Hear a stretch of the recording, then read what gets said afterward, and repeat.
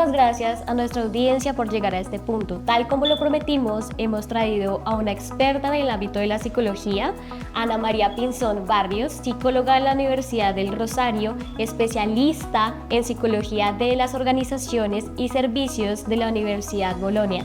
Bienvenida, Ana, a nuestro conversatorio. Camila, muchísimas gracias. Es un gusto tenerte aquí y ya entrando en materia, vamos a continuar a realizar 3 preguntas y es un privilegio realmente tenerte aquí con nosotras. ¿Cómo podemos mantener una relación saludable y continua con los padres de nuestros hijos después de una separación? Yo creo que lo más importante en términos generales es llegar a acuerdos. Si nosotros sabemos que somos padres de 2 hijos, un hijo, que tenemos en común, siempre vamos a querer lo mejor para ellos.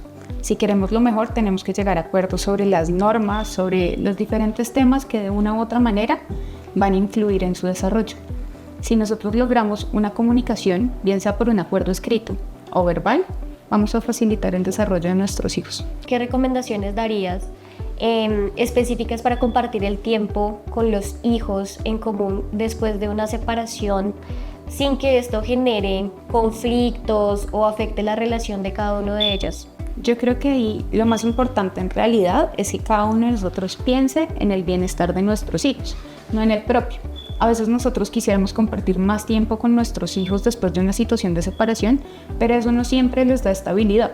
Muchas veces se genera completamente lo opuesto porque los hacemos rotar una semana en una casa, con unas normas, un ambiente completamente distinto al que vuelven la semana siguiente.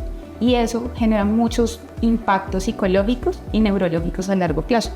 Sin embargo, pues la idea es que en realidad, pensando en su bienestar, busquemos dónde están más estables y a partir de esa estabilidad ya dispongamos de los tiempos de calidad. No tienen que ser muchos tiempos, tienen que ser tiempos donde de verdad aprovechemos para generar vínculos, reafirmar autoridad y realmente concertar esas situaciones que de una u otra manera hacen que la parentalidad sea un momento hermoso de la vida.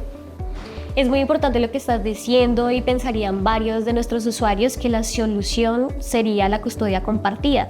Y yo quería preguntarte, Ana María, desde tu punto de vista como experta en el tema y en psicología, ¿cómo pueden tratar este tema de la custodia compartida? Yo creo que cada familia es un mundo. No hay una regla universal sobre la custodia compartida. Depende muchísimo de la edad del bebé. Por ejemplo, si es un niño menor de 7 años, lo ideal es que la custodia no sea compartida porque genera problemas en el neurodesarrollo. Si por el contrario es mayor de 7 años, ver hasta qué punto se modifican las rutinas del niño. Porque si yo modifico las rutinas del niño con frecuencia, lo que va a suceder es que realmente pues no se va a acostumbrar a ninguna rutina y vamos a poder tener niños con problemas de conducta, agresividad o inclusive que no se sabe adaptar a normas sencillas como el control de esfínteres. Entonces depende un poco de la familia, si hay o no un padre que esté más presente en la vida del niño, que le pueda apoyar en su desarrollo social, motriz, emocional y con base en eso ya determinar qué tanta presencia o no requiere del otro rol parental.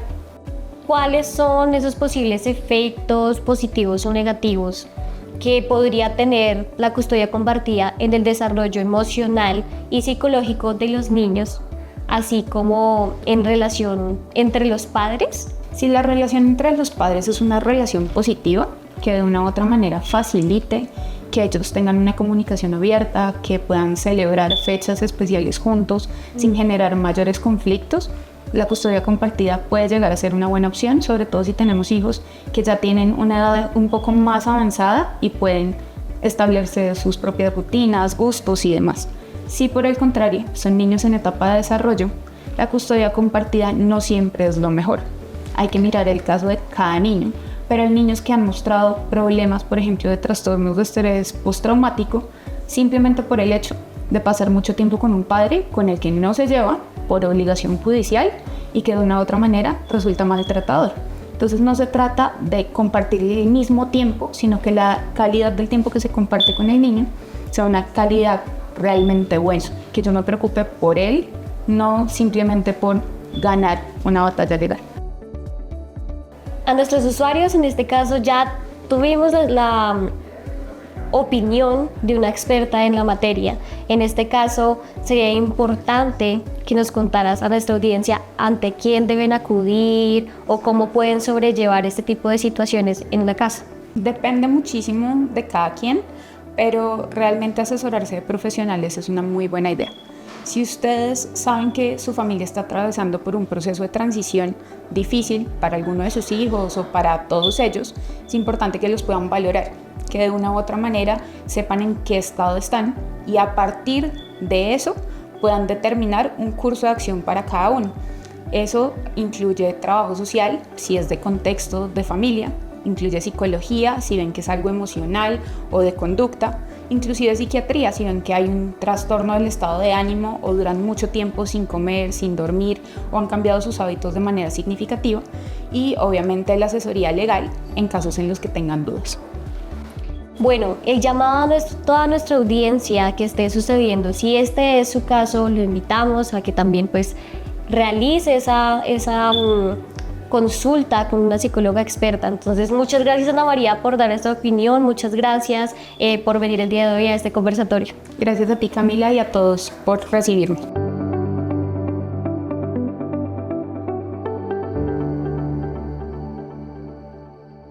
Hasta el momento hemos hablado desde la perspectiva de la psicología y como les prometimos, tenemos más invitados especiales. En este momento me acompaña la doctora Jacqueline Rueda Herrera. Doctora, bienvenida. Muchas gracias por la invitación, complacida de acompañarlos en este conversatorio. Ay, doctora, muchas gracias. En este momento tenemos a la doctora como invitada porque ella nos va a dar la perspectiva desde la Administración de Justicia.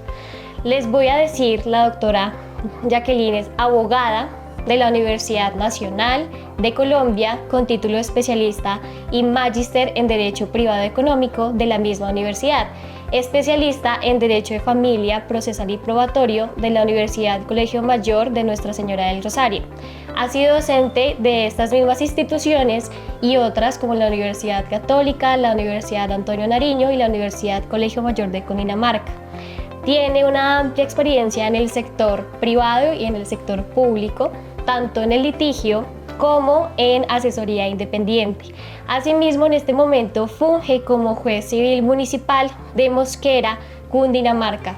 Doctora, bueno, entrando ya en materia de la situación, nosotros en este momento estamos hablando sobre todo este tema de custodia y reglamentación de visitas de nuestros niños, niñas y adolescentes. Doctora, hemos elaborado 3 preguntas que nuestra audiencia quiere conocer.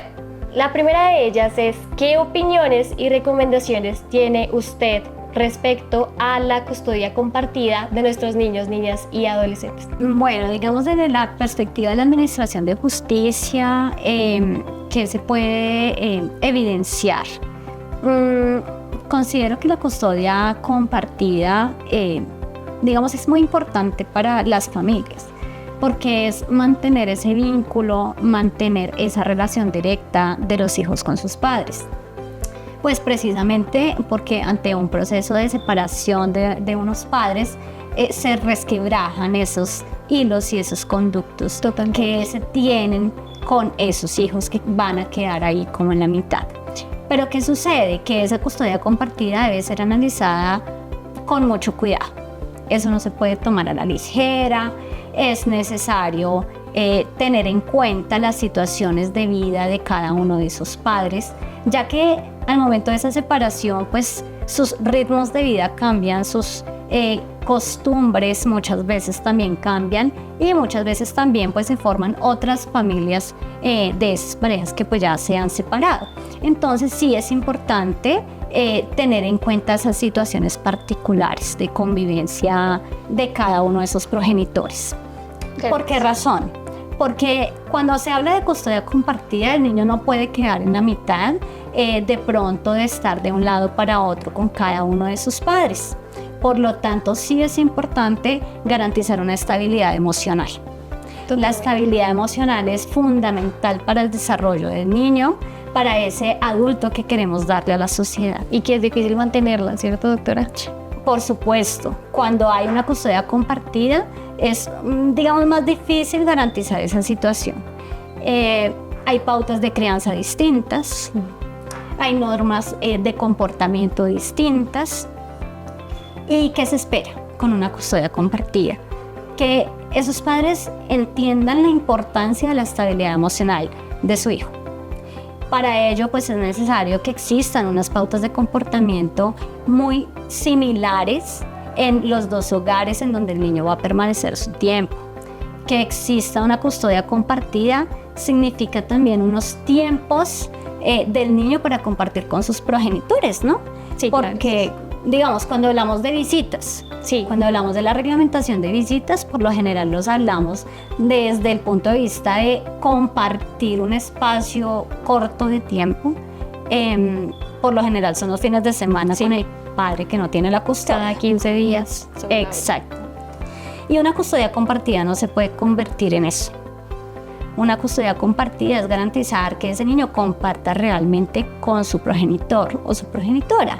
Eso significa que tienen que ser unos lapsos prolongados, que no pueden ser custodias compartidas de semanas, porque entre semana uno ¿qué hace?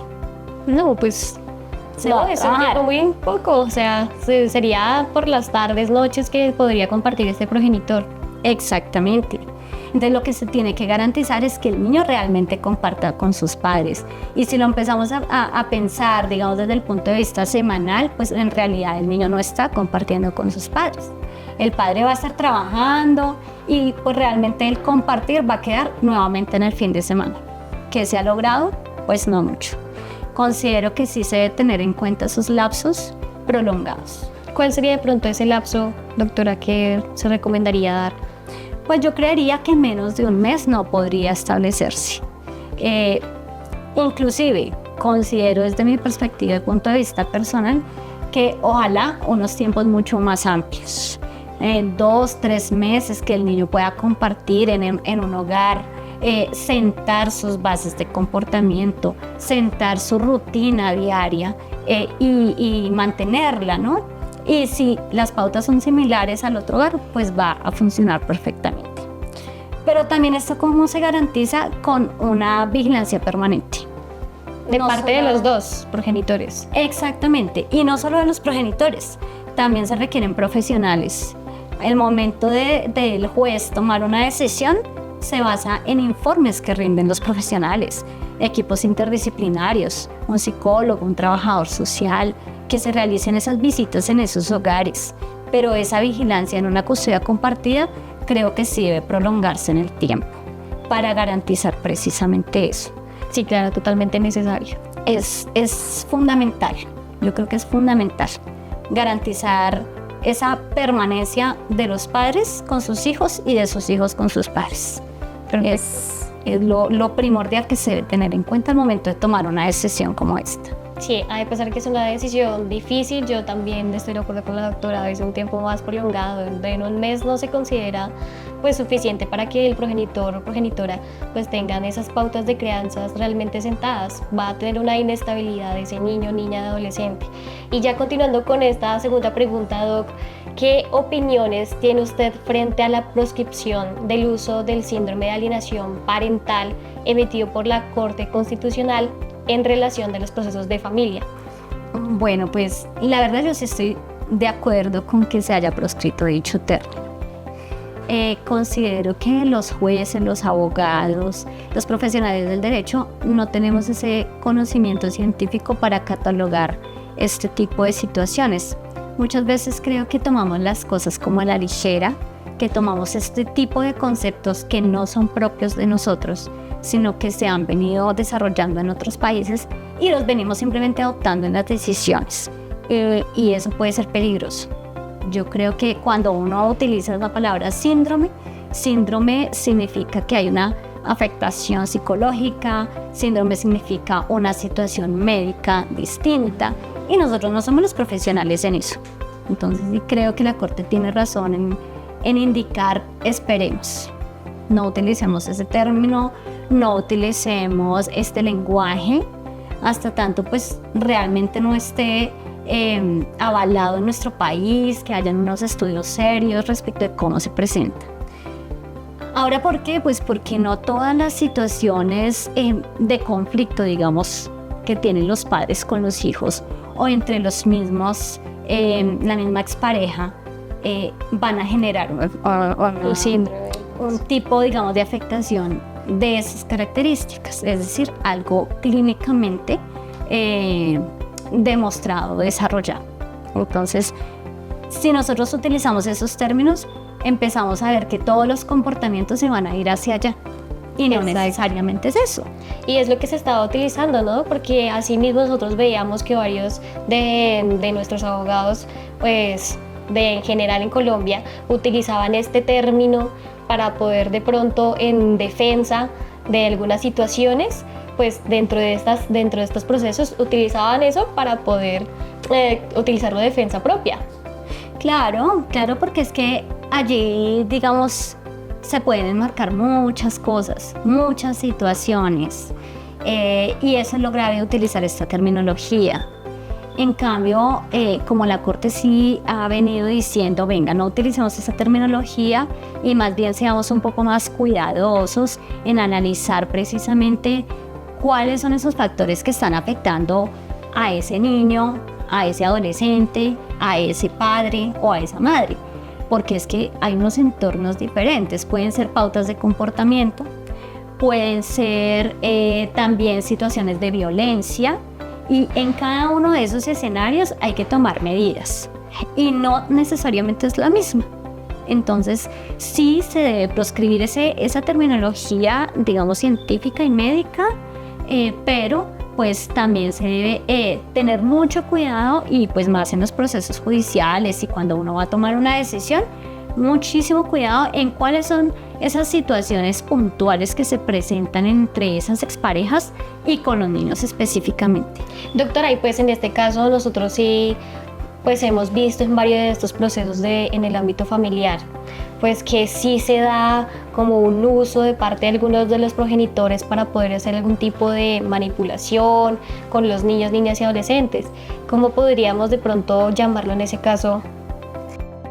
Pues yo creo que has utilizado un término muy acertado, y yo creo que sí se puede hablar de que existen a veces conductas de los progenitores que llegan a afectar psicológicamente al niño y a evidenciar una manipulación del comportamiento del niño. Entonces, sí, efectivamente, yo, digamos, soy partidaria de utilizar el término de manipulación más que el síndrome. Porque sí, efectivamente hay una manipulación en el comportamiento. No nos olvidemos que un niño o un adolescente está en una etapa de formación y de desarrollo. ¿Cómo se forma el niño y cómo se desarrolla el niño? Pues con el comportamiento propio de los padres. Esa es la primera escuela que tiene un niño, más allá del entorno social que lo va a rodear. Lo primero que él aprende es lo que escucha de su padre, lo que escucha de su madre. Exactamente. Y doctora, ya entrando, como le estábamos hablando del tema de manipulación, tenemos una última pregunta, que es ¿qué medidas ha tomado usted cuando dentro de un proceso se evidencia la instrumentalización o manipulación, como le estamos hablando, de un niño, niña, adolescente por parte de alguno de los progenitores? Pues realmente como esto se va evidenciando es, digamos, a lo largo del proceso, porque mira, como tú lo acabas de mencionar, pues los abogados utilizan unas terminologías y utilizan unos comportamientos que le van mostrando al juez para precisamente llevar a esa idea. Pero el juez no se puede quedar con lo que está en el papel.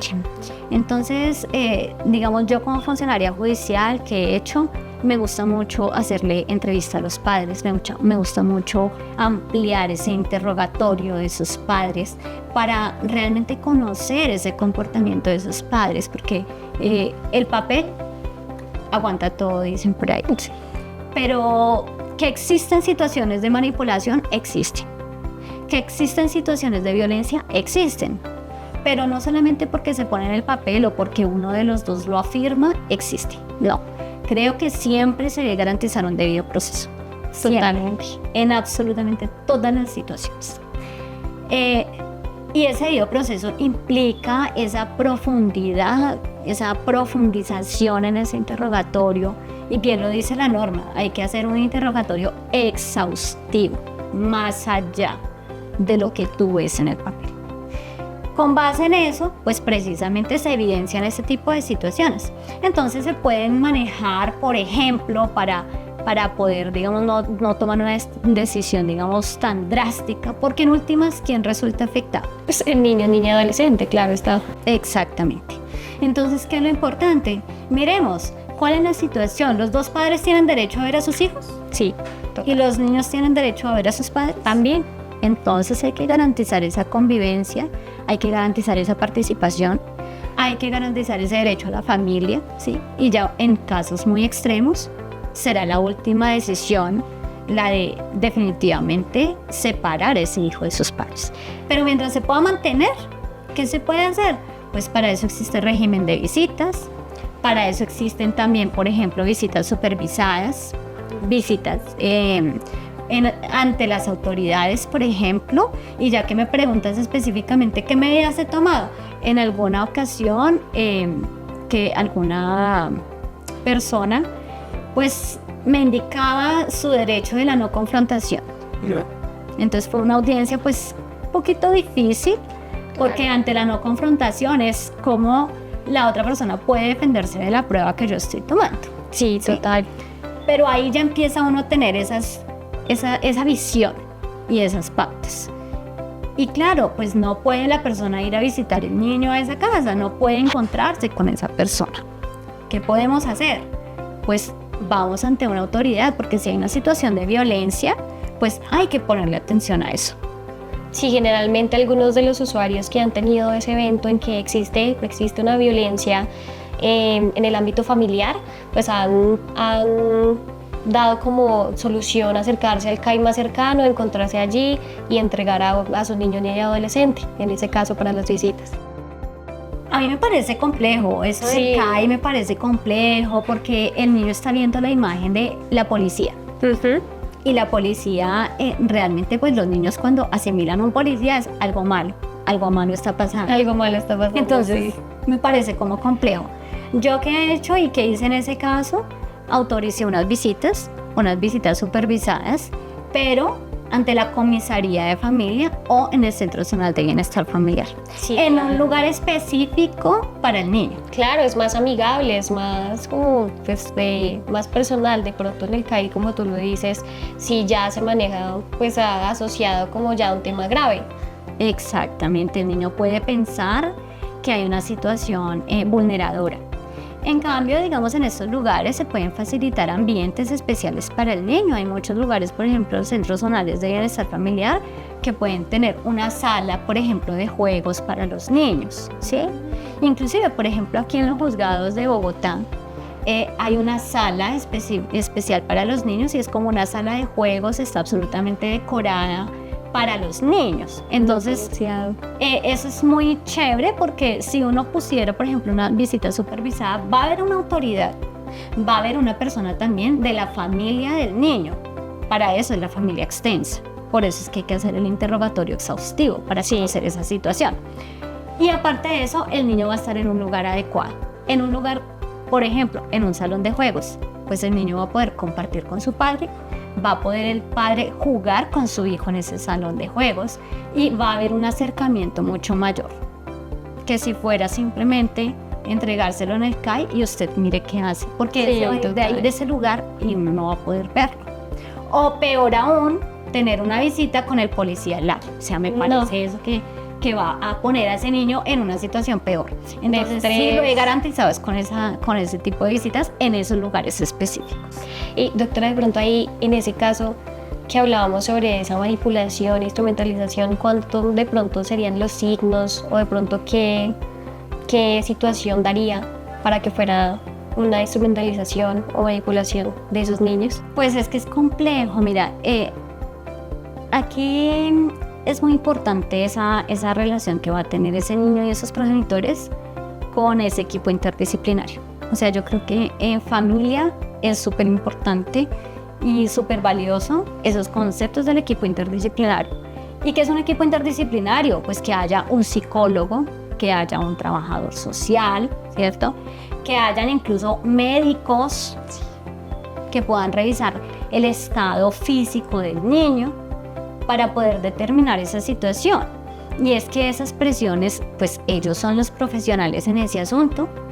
Y el psicólogo, por lo menos un psicólogo infantil que tenga una especialización o que sea experto en el manejo de los niños o de la primera infancia, pues tienen también unos lenguajes adecuados para poder determinar ese tipo de situaciones. Y muchas veces se ve el comportamiento del niño con unos cambios.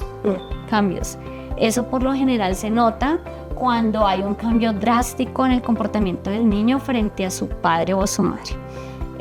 Porque realmente siempre hay que mirar atrás. ¿Cómo era esa relación antes? ¿Qué sucedía antes? ¿Cómo se comportaba?